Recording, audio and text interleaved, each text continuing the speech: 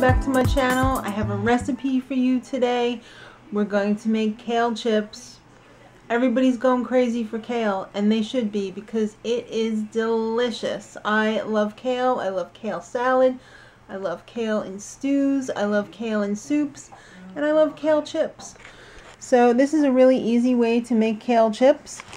I just buy the kale already washed and chopped up in the bag, but you got to do a little doctoring up to it. The pieces don't always lend themselves to kale chips.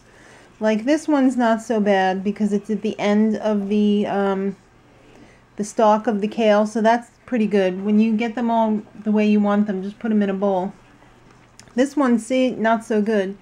The thick stem is in there, and that's not going to make a tasty kale chip because it's not going to dry out and get crispy. It's just going to get hard and crummy. So you have two choices. Either throw that one back in the bag and save it for another recipe, or pull it off the sides of the stalk and then just discard it like this, like I just pulled the sides off of those. So you don't want to make more than you could eat in like one day because they're not going to stay crispy. They're going to soak up the humidity from the air and not get crispy. It's like when you leave a bag of potato chips open. They suck up the humidity. So just make as much as you want to eat in one day or night. And I'm going to get this bowl filled up because there's 5 of us. So I think we'll probably be able to finish off a bowl.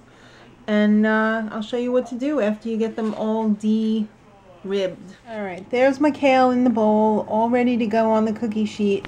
What I did was I used some Himalayan pink sea salt, about 1/4 teaspoon, about 1/4 teaspoon of fresh rainbow pepper, and about 1 tablespoon of olive oil.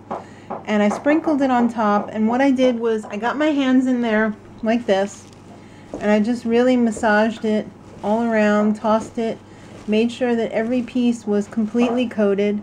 Now I have my cookie sheet over here, and you're going to want to spread it out. Make sure you got plenty of room on there. You might have to use 2 cookie sheets depending on how much kale you made. But you really want to be generous in the spacing here because you want the air to circulate so that it gets crispy and dries out. So looks like I'm going to need another cookie sheet. But I'm going to pop this in my toaster oven at 350.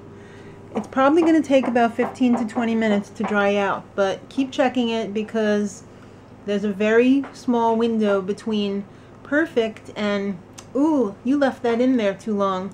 So I'm going to pop that in and let you know how long it took me for this sheet, and we will taste it. There they are, out of the toaster. It took about 15 minutes. I smushed them around once. Let's give it the old taste test here. Perfect. Love it when it's super crispy. And the salt and pepper are just so basic. Love it. So I hope you give these a try. They're super simple. They're healthy for you. There's no preservatives or anything.